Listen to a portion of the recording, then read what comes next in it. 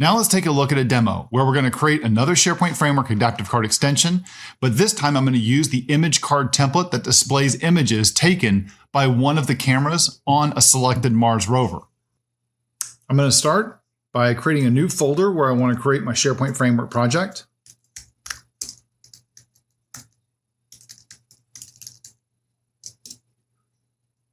And then I'm going to move into that folder. I'm going to start by launching the Yeoman SharePoint Framework generator.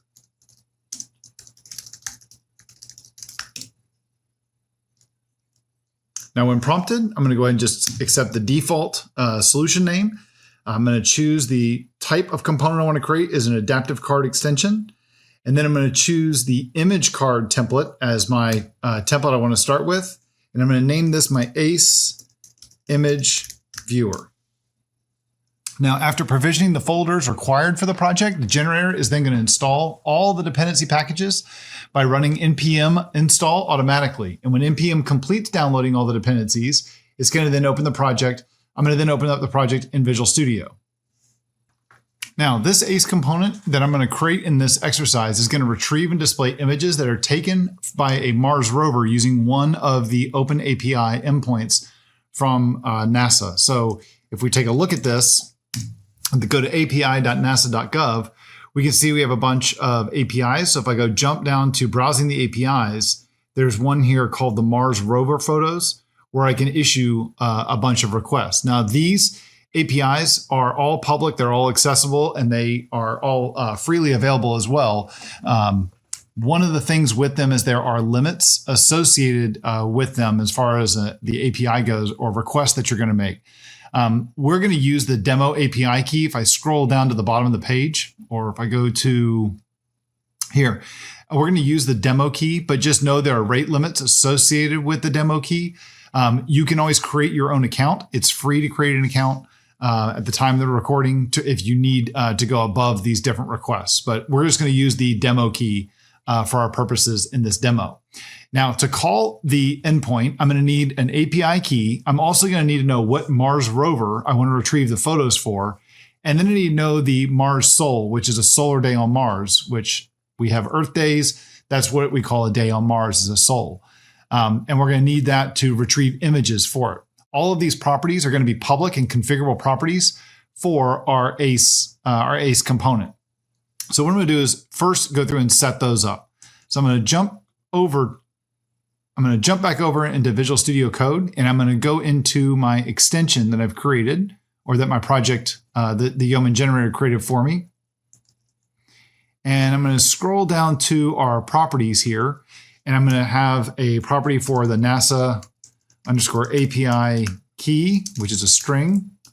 I'm going to do the same thing for the rover that's selected.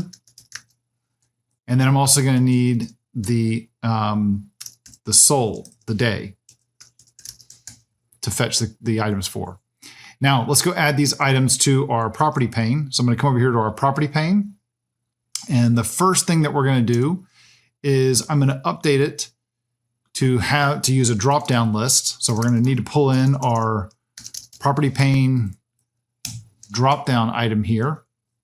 And one of the first things we'll do is that when the property pane is defined, when it's passed in, I'm going to want to be able to pass in the currently selected rover to default it. So I'm going to say selected rover is a string, and it'll default to the Curiosity rover.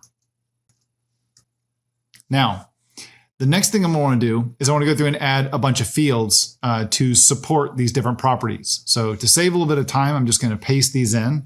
So I'll add a comma there and add them in. So now we have one for the NASA API key, the Mars rover, which is a bunch of drop-down options with the selected item is the one that we are passing in. And then the Martian Sol as well that I'm going to want to set. Now, that little enhancement that I added about the currently selected item right here, I need to go back to my extension, and I need to make a change to one of the methods here when I'm getting the the property pane right here. I want to actually pass into this the currently selected rover. Now, the next thing I want to do is add some default values for all these different properties when the item gets added to a page. So I'm going to go over to the manifest file for my project. That's just the extension.manifest.json. I'm going to come down here into the properties, and I'm going to go ahead and add in a new property, a new collection of properties at the end for those 3 values that we just defined. So we're going to default to the Mars Day 1000. We're going to set the rover to curiosity and use the demo API key. Now, the next thing we need is something to help us make calls to that REST service. And we're just going to create a new service here called our NASA service.ts. And I'm just going to paste some code in here. And you're welcome to go take a look at this, but in your own time. But all it's really doing is just exporting a single method here called fetch rover photos and an actual photo, and making a call using the different values that we pass in to get the request, to get images from the endpoint.